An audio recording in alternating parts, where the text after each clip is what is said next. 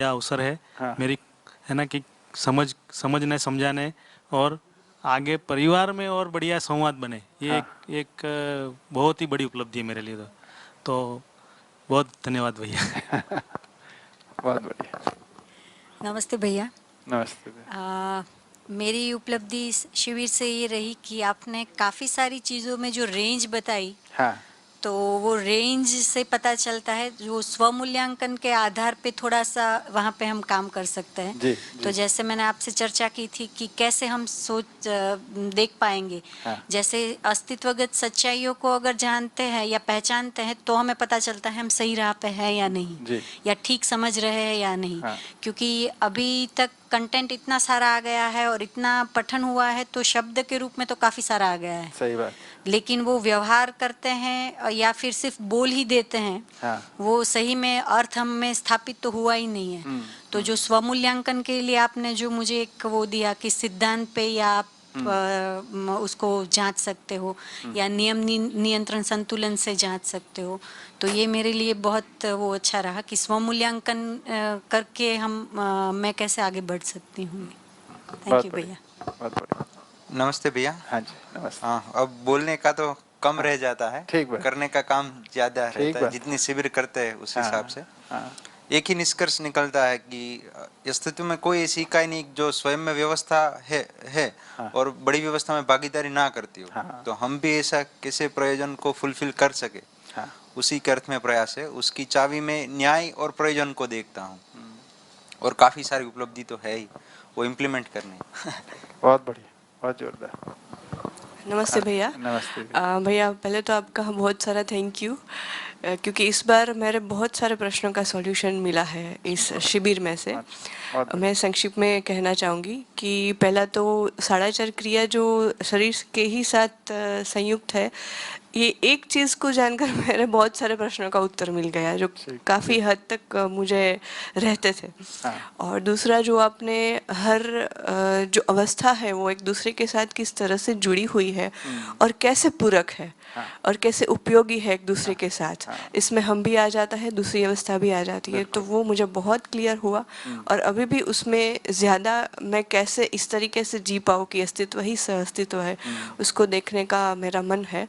और तीसरा ये कि जो अपने संबंधों में जो अपेक्षा रहती है, उससे जो पीड़ा हमें होती है, तो उससे कैसे बाहर निकला जाए और ऐसी स्थिति में कैसे हम डील करें, क्योंकि ये होता है तो इसका मतलब व्यवस्था की हमें कोई समझ नहीं बन पा रही है, हम न्याय नहीं दे पा रहे हैं, तो हमें ही समझना है।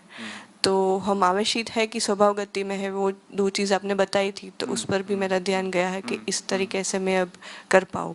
और लास्ट जो है परमाणु में अभी मेरा ज़्यादा मन हो रहा है, क्योंकि पहले भैया मेरा ऐसा था कि जब स्कूल में पढ़ती थी तब साइंस का कंसेप्ट मुझे मतलब मन ही नहीं होता था, साइंस में रुचि ही नहीं होती थी। माना कि इंजीनियरिंग में हूँ, लेकिन मैंने 11वीं-12वीं भी नहीं की है, 10th के बाद डिप्लोमा किया था, तो वो भी ख़त्म हो गई थी। तो साइंस में मेरी रुचि ही नहीं होती थी, मुझे लगता था कि सबको इतना इंटरेस्ट क्यों हो रहा है और क्यों होता है। तो इस कंटेंट के आने के बाद ही मुझे साइंस में अब ज़्यादा रुचि होने लगी है, क्योंकि जब वो मेरे साथ जुड़ा ना कि मेरे साथ भी कोई साइंस जुड़ा हुआ है, सही बात। तो इस रीज़न के वजह से मुझे अब परमाणु क्या है और इसकी व्यवस्था क्या है, अस्तित्व में क्या जिम्मेदारी भागीदारी है, तो बहुत सारे प्रश्न अब होते रहते हैं। तो इतनी मेरी उपलब्धियाँ है इस बार की। बहुत बढ़िया। नमस्कार भैया। इस सत्र में काफ़ी कुछ सीखने को मिला और अस्तित्व ही सहअस्तित्व है, वो काफ़ी प्रिसाइजली क्लियर हुआ कि भाई सहअस्तित्व के बिना वो कुछ पॉसिबल नहीं है। और काफ़ी कुछ नया नया सीखने का मिला, क्लैरिटी काफ़ी हुई, संबंधों के ऊपर खास ज़्यादा क्लैरिटी हुई। उसके बाद आपने थोड़ा अभ्यास का जो बता दिया है कि भाई वो भी अब प्रैक्टिस चालू करनी है कि भाई कैसे हम अभ्यास स्टार्ट करना है, सुनने से कैसे चालू करना है, तो वो धीरे धीरे लाना है, तो उससे भी काफ़ी बेनिफिट मिलेगा। और इससे बेनिफिट भी कई सारा होता है कि भाई हमारा ध्यान जाता है।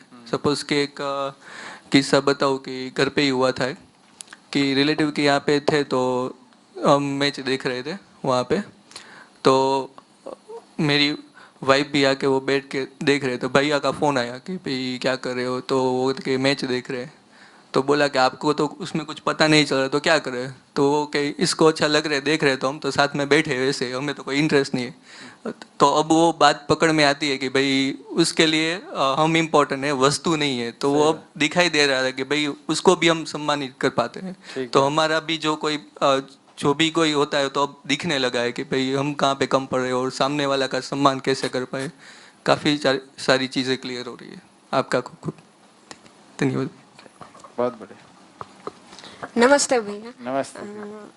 आज मैं सुबह आई तो एक बुक पढ़ रही थी, तो उसमें से एक एग्जाम्पल मिला। नीचे पकड़िए उसे कि थोड़ा। वो एग्जाम्पल ये था कि हमारी जो स्थिति है वो रेल की दो पटरियां जैसी है कि मैंने उसको एक समझ बनाया और एक मान्यता ली। अच्छा। तो दूर जाके वो दोनों मिल जाती है तो दोनों साथ में हो जाती है, तो हमारा ऐसा विचार भी दोनों के साथ में ही चलता है।